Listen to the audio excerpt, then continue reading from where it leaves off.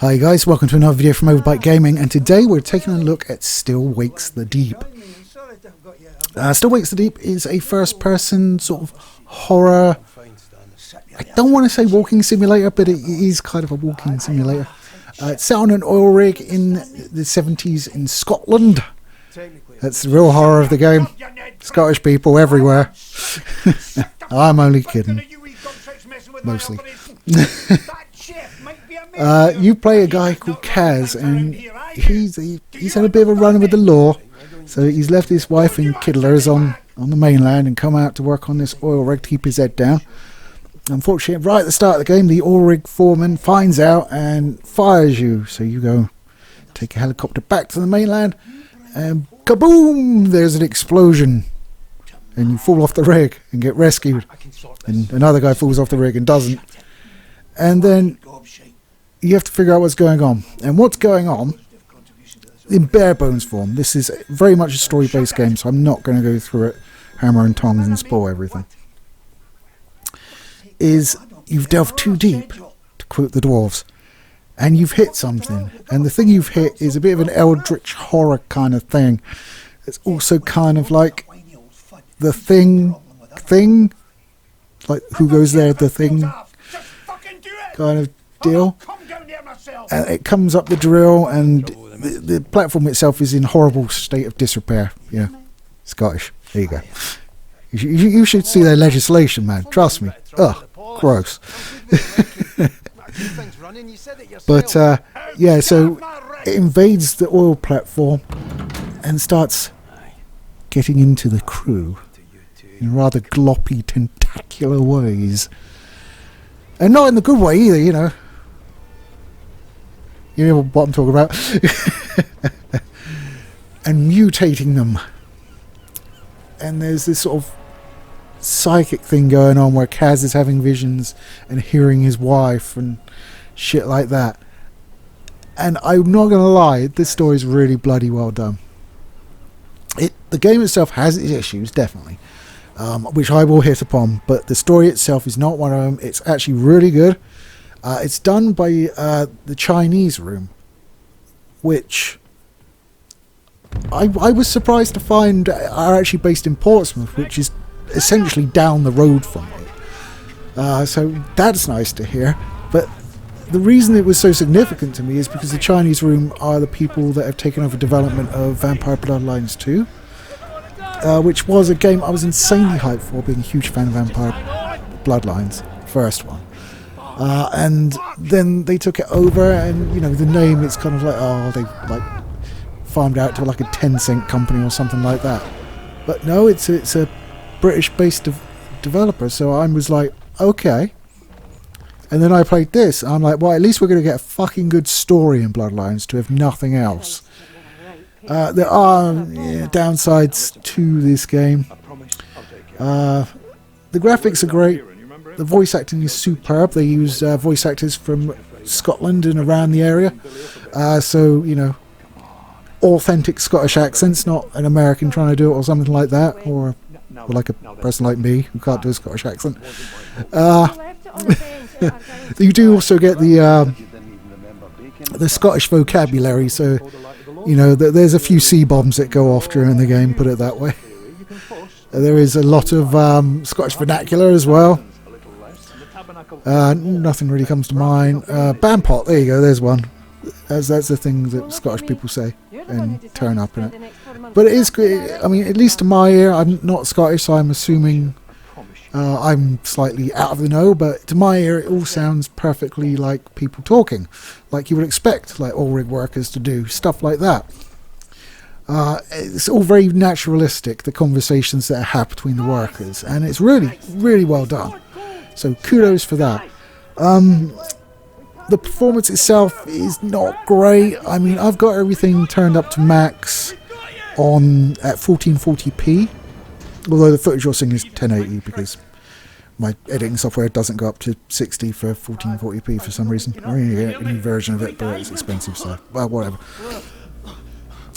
But as you can see, it's usually between 40 and 50. Occasionally it will go up slightly. but nothing really to speak of. It doesn't vary massively, so stuttering is not a huge issue, but you know, it's not a smooth 60 experience. You could argue that you don't necessarily need that. It's not a huge sort of Twitch game, if you like, not the streaming service, but like reactions. So you could argue that it would be playable at 30, perhaps, which is good because I believe it's on Xbox Series S as well, which I imagine would probably run closer to 30. So there's that. You know, it doesn't perform great. I've heard people having crashes and other sort of bugs and shit. I didn't really have any in my playthrough. Your first playthrough will take between 5 and 6 hours, I imagine. Well, at least that's what it did for me. So it is a fairly short game. It is like, on Steam it's like £35, which may be an ask for such a short game. But I mean, I've paid more for less, and you know, less quality as well as length, so there's that. But it's also on Game Pass, which obviously is how I played it. This is just Game Pass coming in clutch on these day one releases for me, which is a shame they can't be as successful with their fucking consoles and their first party stuff. Never mind. So I didn't find it too scary, I gotta admit. It does really do a good job of atmosphere of dread, but I didn't find the monsters themselves scary. They are like icky, gooey, tentacular and mutated creatures that you look at and go, ew. But I didn't find them like scary. Like, I don't really find monsters scary outside of sharks. Sharks I find scary. I don't know why. Well, yeah, I do. Dad used to chase me around pictures when I was a child and damage me basically. But outside of that, I'm not afraid of the monsters. It's like jump scares with the monsters, and you know, it's not particularly egregious in this game. So there you are. So I mean, I want to talk more about the story, but I really don't want to, purely because it's a story that does need playing, I think. It's not something I would wish to ruin the ending of or anything like that. It is really the reason to play the game. I mean, the gameplay itself, as I said, it's similar to a walking simulator, but it's got some like alien isolation bits thrown in, like you hide from the infected crew that are like stomping around looking for you. And so some of the psychological aspects from the crew as they walk around are really well done.